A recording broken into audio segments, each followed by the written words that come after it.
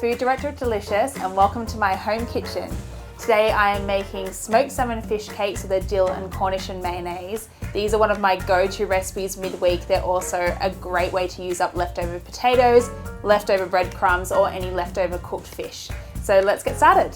First we're just going to quarter our potatoes. We're going to cover them with cold salted water, bring them to the boil, cook them until they're nice and soft, and then we're going to drain them and roughly mash. So our potatoes are ready to go. You can see I've left some nice big chunks in there, so keep it a little bit textured. Then we have lemon zest, an egg, and some dill and parsley. You can use whatever herbs you have on hand. And then we have our hot smoked fish, but you can use also leftover cooked fish if that's what you have. So with the dill, I'm going to finely chop the tips, but I also use the stems in this recipe. And I'm going to do the same thing with the parsley. Then we're going to add our lemon zest. Then add our breadcrumbs, then add 1 egg lightly beaten, and we'll just give that a little stir. All we need to do now is add our flaked fish and season with salt and pepper. You just want to give this a gentle mix to combine. Our mix is ready to go. It's so quick and easy.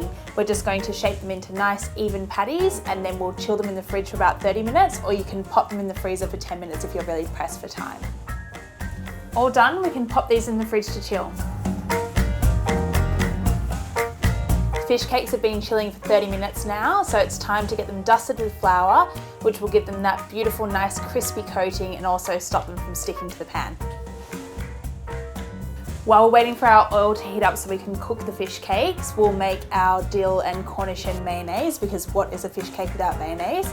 Super simple, just those 3 ingredients. Use a good quality whole egg mayonnaise, some nice pickled Cornishes, and we'll use the rest of our bunch of dill we used in the fish cakes. Just give that a good stir to combine and then you can chill until you're ready to serve. We're ready to cook the fish cakes now. So I've got olive oil which I've heated in the fry pan, or you can use sunflower oil if you prefer. And it's about 5 milliliters of oil, but you want it to be nice and hot. We're just going to cook them in batches for about 2 to 3 minutes on each side, or until they're really nice and golden and crispy. And just keep the batches warm in the oven while you're doing the remainders. We're ready to plate up the fish cakes. I'm serving them with the Cornish and dill mayonnaise, as well as some lemon wedges and peppery watercress. These crispy fish cakes are on high rotation at my house during the week. They're filled with herbs and a great way to use up leftover ingredients. I guarantee that once you try them, they'll be on high rotation at your house as well. For this recipe and more, head to delicious.com.au.